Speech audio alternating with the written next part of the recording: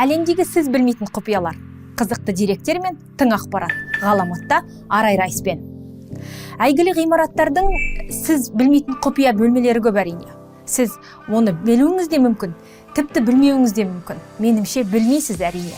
Осы шығарылымда мен түрлі бөлмелердің құпиясымен бөлсем. Нью-Йорк қаласындағы әйгілі статуя свободы, азаттық статуясы. Мұнда келген туристер Нью-Йорк қаласын алақандағындай тамашалай алады. Алайда мұнда бір жасырын бөлме бар. Ол 100 жылға артық жабылып тұр. Қандай бөлме дейсіз ғой? Яғни көтерілген қолдағы алтын факелдегі орналасқан құпия бөлме. Бұрын туристер осы бөлмеге кіріп, одан да жоғарысынан Нью-Йоркты тамашалауға мүмкіндік алған. Алайда 1916 жылы неміс шпиондарының қатты жарылысының нәтижесінде осы бөлменің қолдың конструкциясына зақым келіп, онда ешкім кіруге мүмкіндік ала алмай қалды. Қаншама жыл өтсе де архитекторлар осы қолдағы бөлмеге қолға реконструкция жасауға тырысады. Алайда нәтижесі жоқ. Бірақ заман талабына сай архитекторлар оған керемет шешім тапты. Арнайы веб-камера орналастыру арқылы қазіргі таңда Нью-Йоркты одан да жоғарғы деңгейде кез келген адам онлайн режимінде бақылай алады. Лондонда орналасқан әйгілі Трафальгарлық алаң. Мұнда сіз білмейтін жасырын полиция учаскесі бар. Қайда дейсіздер ғой? Архитекторлар керемет шешім жасаған. Сол жағында архитектуралық шешім ретінде үлкен фонарь орналастырған, яғни шам.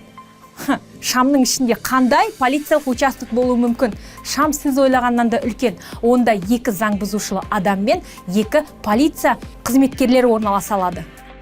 100 жыл бұрын дәл осы алаңда көптеген көтерілістер болған. Сол көтерілісті үкімет алдына алу үшін жасырын участок жасаған. Бірден заң бұзушылықтарды бұғаттап, көтерілістің болмауын жасау үшін. Алайда қазіргі соңғы мәліметтерге сүйенсек, онда ешқандай да полиция участогы жоқ. Тек қана дала сыпыратын құралдар мен көптеген заттар тұратын склад болып қалған.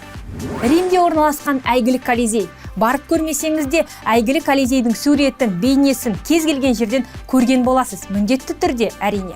Колизейдің бір ғана құпия бөлмесі емес, оның жасырын бір қабаты барын біліп пе едіңіз? Меніңше жоқ. Қазіргі таңда ол жасырын қабаттарға арнайы туристік тур жасап, көруге мүмкіндік жасап жатыр. Алайда бұлға дейін қаншама жыл жабық болған. Себебі Колизейде гладиаторлар ойындар мен түрлі ойын-сауық кештер жасаған.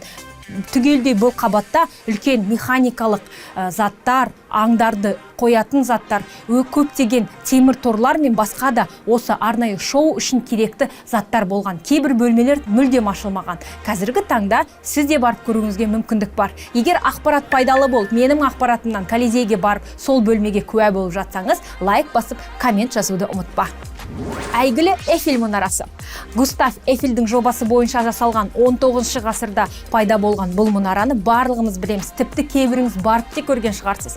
Бірақ онда бір жасырын бөлме барын ешкім білмейді. Онда архитектор өзі үшін арнайы жасырын бөлме жасаған. Керемет жобалары мен сұлбаларын дәл шешімдерін сол бөлмеде жасаған.